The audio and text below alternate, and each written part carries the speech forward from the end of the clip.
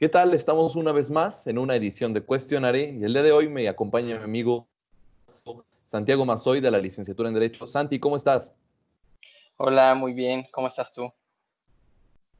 Muy bien, Santi, gracias. Hoy vamos a hablar de un tema bastante controversial, bastante novedoso y también muy importante para el futuro tanto de la humanidad como para nuestro desarrollo político y como consumidores. Vamos a hablar del papel que están jugando las empresas de tecnología ante esta situación de la pandemia que nos mantiene a la mayoría en casa, consumiendo Internet constantemente, viendo anuncios y proviéndonos de servicios que ofrecen compañías como Apple, como Google, como Amazon y como Facebook, que actualmente son los cuatro gigantes de la tecnología a nivel mundial. Una vez dado este contexto, vamos a hablar también de que justamente hoy, 29 de julio de 2020, los cuatro CEOs, los cuatro presidentes ejecutivos de estas cuatro empresas que mencioné, Facebook, Amazon, Apple y Google, fueron citados a comparecer ante el Congreso de los Estados Unidos por dos temas. El primer tema es por la ley antimonopolios. Se les va a cuestionar cuál es su competencia real y si es que existe alguna.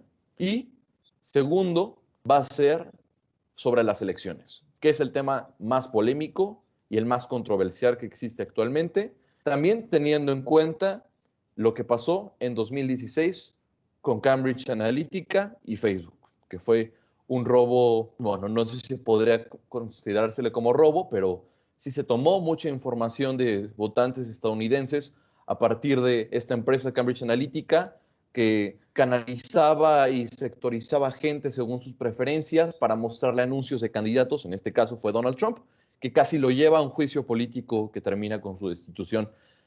Santi, electoralmente y desde un punto de vista legal, ¿qué se puede hacer en estas situaciones, por ejemplo, en un país como México que vamos a tener elecciones el próximo año, en 2021? Bueno, pues entendiendo que no se quiere llegar a una circunstancia, situación como la que está llevándose a cabo en Estados Unidos ahorita, pues es prevenir y prevenir de manera legal. Entonces yo creo que haciendo una legislación competente en el tema de derecho electoral y también en el uso de las fuentes de información, las TICs y tener ciertos procesos y procedimientos que sirvan como una forma de regular estos medios de información, porque si no los tienes es cuando empiezas a actuar como ultravires y haces realmente lo que quieres, porque pues no existe nada que te guíe y te lleve por cierto camino que pues uno podría considerar que es correcto. Entonces, lo que debería hacerse en México, ya que es casi claro que no van a ser unas elecciones normales, ahorita antes del programa que platicamos que eran unas elecciones no presenciales, se Claro. debe de buscar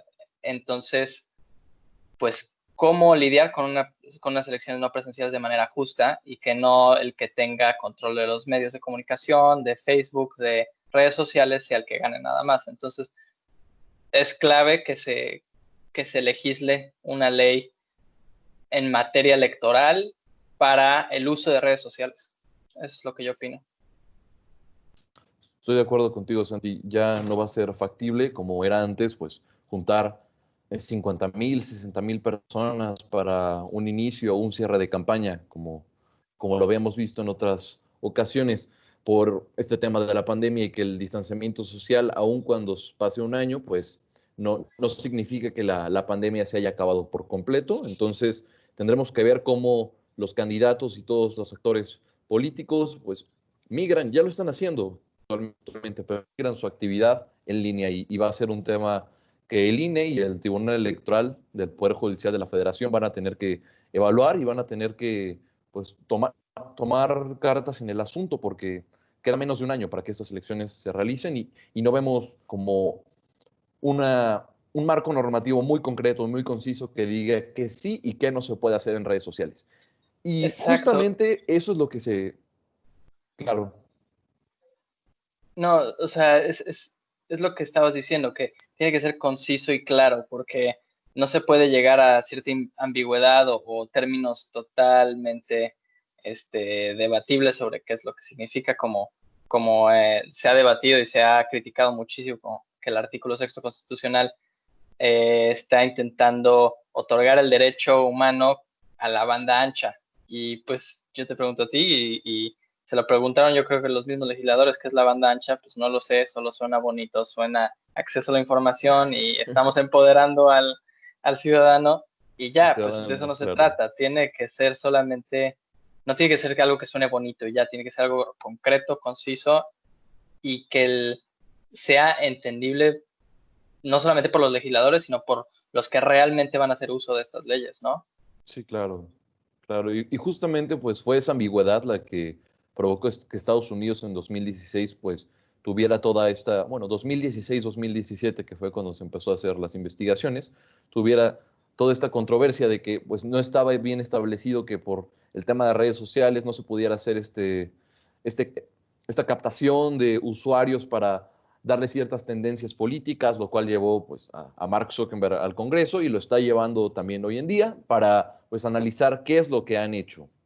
Y justamente como decía Santi, pues sí, no podemos caer en esta ambigüedad también en México y no podemos repetir este error que si bien el porcentaje de personas con acceso a Internet en Estados Unidos es claramente mayor que el porcentaje de personas con acceso a Internet de nuestro país. Hay que recordar que tenemos comunidades, tenemos estados donde todavía el acceso a la luz llega a ser complicado, Santi. Entonces, pues no podemos estar hablando de proveer o garantizar, reconocer este derecho humano que es la banda ancha, o sea, en estricto sentido el Internet, si no existe la infraestructura para asegurar que los 130 millones de habitantes de México pues puedan disfrutarlo y puedan ejercerlo. Dejando un poco el tema electoral, también se le cita a estos cuatro CEOs, Santi, para un tema bastante interesante que poco se ha hablado en este sector, que es el tema monopólico de las redes sociales. Si bien sabemos, yo creo que muchas de las personas que estamos viendo este programa, los que los estarán viendo, pues lo estarán viendo a través de Facebook.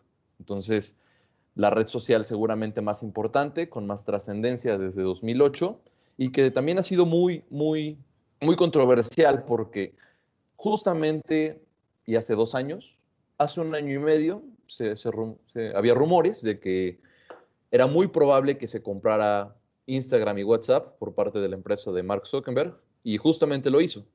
Entonces, el hecho de controlar estas tres redes sociales que son tan importantes para la vida de miles de millones de personas, importantes en el sentido de que lo usan todos los días. Realmente, Santi, podemos hablar de que existe un monopolio, competencia inexistente dentro de las redes sociales. Pues eso yo creo, bueno, personalmente yo creo que sí, sí, claro que se puede hablar de que existe, de la existencia de un monopolio, pero eso ya va a ser algo que van a determinar en el Congreso, que se va a determinar en este tipo de comparecencias a través de estudios y a través de lo que tengan que decir, porque, pues, por ejemplo, si se le llega a cuestionar a Google, oiga, Google, usted, su compañía es es un monopolio, seguramente van a contestar, pues no estamos obligando a nadie que use nuestro sistema de búsqueda Claro, pues, aunque creo que son las cifras son algo así como 90% de los usuarios utilizan Google, pues nadie está obligando oficialmente a Google, a los usuarios a que utilicen Google. Y de la misma manera, pues, probablemente vayan a ser los argumentos de muchas de las otras compañías en temas de monopolios, que es no estamos obligando a nadie a que lo usen. Pero, pues, esto ya se vio hace 20 años, en 22 años, en 1998, con Microsoft, cuando de igual manera hicieron que compareciera bajo temas sobre antimonopolio en este caso era más sobre en sí la obtención de softwares y de partes físicas y cosas por el estilo, pero de cualquier manera sigue siendo sobre monopolios. Y al final el gobierno de Estados Unidos terminó demandando a Microsoft bajo cláusulas de antimonopolio. Entonces, pues a mí en lo personal yo creo que sí existe ciertos, pues no tintes, es claro que es un monopolio y es claro que tienen un poder totalmente crítico, no solamente para las elecciones, sino para el día a día de las personas y de las decisiones importantes que se toman, no solamente en su país, sino en muchos otros países, como lo dices aquí en México, Facebook probablemente la red social más importante. Y pues al final está la información y las decisiones en las manos de las personas que tienen esta red social. Entonces, en lo personal, yo creo que sí puede verse un monopolio. No sé qué piensas tú. Estoy de acuerdo contigo, Santi. Yo creo que realmente, por más que la ley establezca o que lo que nos diga Google, lo que nos diga Amazon, lo que nos diga Apple, lo que nos diga Facebook, de que no estamos obligando a los usuarios a consumir nuestro contenido y ellos son libres de usar cualquier otra plataforma alternativa que ellos consideren pertinente, pues estas plataformas alternativas claramente no tienen el impacto y claramente no tienen ni siquiera el nivel para competir con estas empresas. Y ahora que hablamos de ese tema de la competencia, pues justamente Jeff Bezos, el hombre más rico del mundo, con una fortuna que sobrepasa los cientos de millones de dólares, se le va a cuestionar muy fervientemente por parte de los demócratas, por parte de esta rama de las congresistas, específicamente demócratas encabezadas por Alexandria Ocasio-Cortez, en el tema de la competencia desleal contra las pequeñas y medianas empresas. O sea, ¿cómo una pequeña y mediana empresa que trata de vender sus productos en línea puede competir contra lo que significa vender productos en línea como Amazon? Entonces, si nos damos cuenta, lo que es Amazon como empresa, pues es casi, no es posible humanamente competirle con una pequeña y mediana empresa. Justamente bajo este argumento, pues ya Jeff Bezos nos dijo que ellos tienen una responsabilidad social porque han invertido más de 270 billones de dólares en la economía estadounidense el último año. O sea, es una cifra, ni siquiera me caben en la cabeza los ceros, que es todo ese dinero. Pero, ¿qué puede aquí imperar? El argumento de Jeff Bezos de que están realmente invirtiendo en la economía estadounidense y están generando trabajos, o el argumento de las congresistas demócratas que van a decir, pues, estás siendo desleal, estás acaparando todo el mercado. ¿Qué podría imperar a tu consideración ahí, Santi? Pues es una ponderación que depende en cada caso. El mismo argumento, exactamente el mismo argumento ya fue utilizado por Microsoft en su momento, que ellos tenían una responsabilidad con el sector social de los Estados Unidos, ya que generaban muchísimos trabajos y entonces que se tenía, aunque existiera cierta acaparación de un mercado, se tiene que, pues, no sé si cerrar los ojos ante este hecho o más bien mirar a otro lado, pero se tiene que tomar en cuenta que la importancia económica, la importancia social que tiene la empresa, es más importante que las perjudicaciones que pueda tener entre pequeños terceros. Y es un argumento, pues, válido, ya que más en un país como Estados Unidos que se, se ha dicho públicamente que la economía va primero, es un argumento totalmente válido y puede realmente, pues, ser ponderado con mayor peso que el decir estamos acabando con pequeñas y medianas empresas. Entonces, digo, en muchos otros países y en comunidades como probablemente la comunidad europea, eso no va. O sea, por esas Claro. mismas razones, este tipo de compañías, tal vez no en el sector tecnológico, pero sí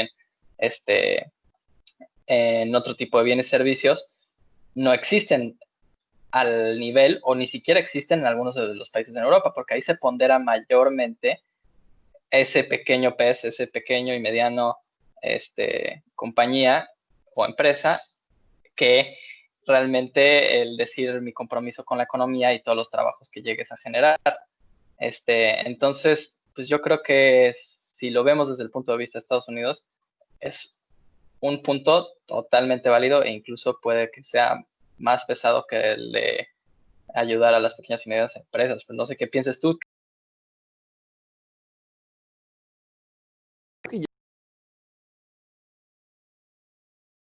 Mis perspectiva, digo, no es que yo antes consumiera excesivamente de Amazon, digo, sí había comprado, pero en este tiempo, durante la pandemia que pues, se ha imposibilitado ir a las tiendas físicamente, sí he incrementado personalmente mi consumo en Amazon y creo que no debo ser el único, sino he visto y he escuchado este sentir de que muchas más personas están consumiendo por estas plataformas digitales y habrá que ver cómo esto va a afectar a los pequeños comercios que pues durante estos últimos 5 meses casi no han podido vender, no han podido ofrecer sus productos y lo que ha hecho el consumidor pues es buscar la alternativa que es las compras en línea. Entonces, pues sí, es un tema bastante complicado porque ¿qué se pondera primero? ¿Este apoyo tangible o esta inyección de liquidez a la economía tan grande como lo hacen estas empresas? ¿O apoyar a lo que se ve más cercano a la gente, apoyar esta pequeña y mediana empresa? Entonces, sí es un dilema, que podría decir hasta ético, muy importante pues, que serán los legisladores y aquellos que tomen decisiones los que tendrán que analizarlo y ver qué impera primero. Y justamente en ese aspecto, y ya para ir cerrando, el tema también de los impuestos va a ser algo que va eh, a, a tener mucho impacto en este aspecto, porque muchos se han quejado, varios legisladores demócratas, muchos se han quejado, varios activistas, de que estas empresas multimillonarias, multibillonarias ya, no pagan la cantidad de impuestos que deberían de serlo. Entonces, pues justamente lo que se ha tratado es de tasar más a estas empresas, pero pues lo que hacen estas empresas es presentar sus amparos ante la justicia y los terminan ganando muchas veces. Y mi pregunta va, y ya para tu comentario final, Santi, en el tema de, pues se aprobó el TEMEC y venía ahí una ley en el tema de impuestos a las plataformas electrónicas, impuestos a los anuncios que se consumen dentro de Google, de Facebook. ¿Qué hay, qué se puede hacer? O sea, ¿qué nos espera en este tema fiscal de los nuevos impuestos digitales? ¿Cómo nos afectaría a nosotros los consumidores? Bueno, muchas veces este tema, pues lo que termina pasando es que se traslada ese costo al consumidor. Entonces, de manera indirecta. Entonces, algo que costaba, no sé, 10 pesos, puede que ahora te cueste 11 o que te cueste 10.50. Y sí, si bien de todas maneras, muchas veces estas compañías van a estar pagando aún más impuestos, pues al final trasladan un poco una parte de sus costos, o hay veces que en su totalidad, al consumidor. Entonces, puede que sí fomentes un poco de comercialización más justa o intentes atacar un poco esta realidad que son los monopolios, pero al final el consumidor final muchas veces, si no es que siempre se ve perjudicado ya que se van trasladando los costos a estos, ¿no? No sé si Claro. esto responda. No, sí, completamente es el punto más o menos que tenía en mente de que estos impuestos que deberían, o según se establecen, pues estas nuevas regulaciones tendría que ir para la empresa, pues la empresa lo pasa al consumidor. Entonces, si justamente, no Por lo sé, menos parcialmente. si antes, no sé, comprabas un juego para tu Xbox en la tienda en línea que te costaba, no sé, 1,000 pesos, ahora va a costar 1,250. Entonces, más o menos por ahí Sí, va y por ahí entiendo que va la situación, Santi. Pues, Santi, este programa se ha terminado. Muy interesante los comentarios que hicimos respecto a este tema y pues muchas gracias, Santi. Y esto fue una edición más de Cuestionare. No se olviden de sintonizarnos por TV Lab. vale, muchas gracias.